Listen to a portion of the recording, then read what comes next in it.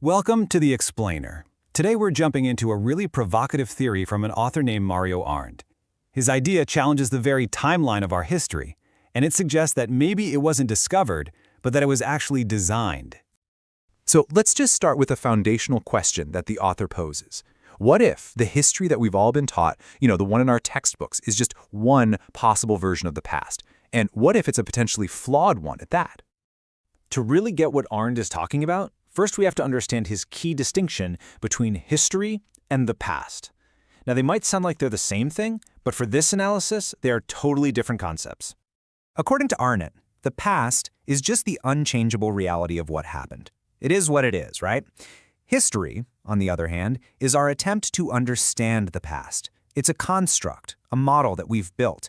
And because of that, it can be incomplete, it can be biased, or it could even be completely wrong.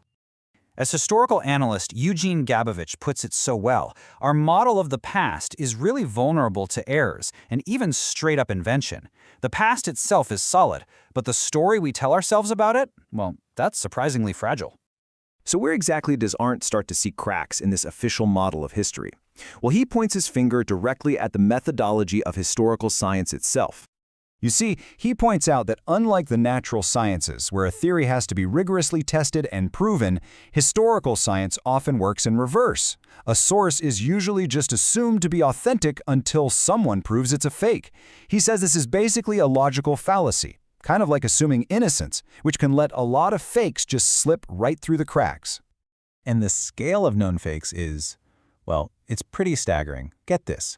A full 2/3 of all official documents from the early medieval Merovingian period have already been exposed as forgeries. I mean, we're not talking about a small error margin here. That's a fundamental problem with the very foundation of our records. So, faced with all these doubts, Arndt, who actually comes from an IT background, he proposes a completely different way to look at our timeline. He basically decides he's going to hack history. So he uses this technique he calls structural analysis. The best way to think about it is like a software developer who's debugging a computer program. He's not just reading the story that's on the surface. No, he's digging into the underlying code, looking for weird patterns, repetitions, and algorithms, things that just shouldn't be there. And this table is a perfect example of what he finds. If you look at this list of Roman-German kings, a really unnatural, repeating pattern starts to emerge over a 400-year period. A Conrad and a Henry start a cycle. Then you have a list of other names that, get this, gets longer by one name each time, and it always ends with another Henry. So could this be a massive coincidence, or is it maybe a hidden algorithm?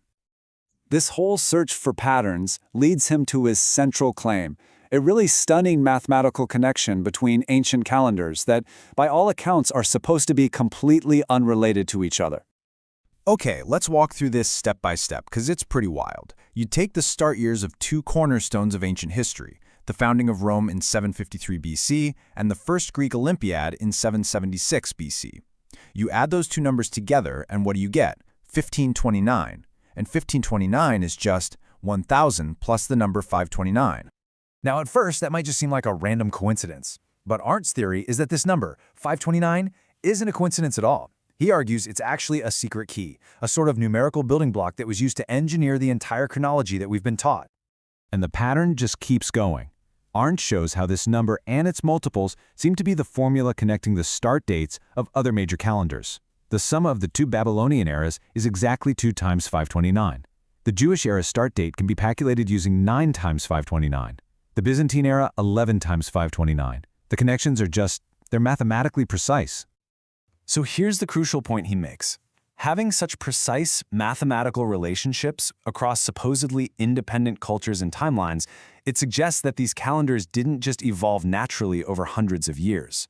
Arndt's conclusion is that they were actually constructed, probably at a writing desk, all following a single hidden plan.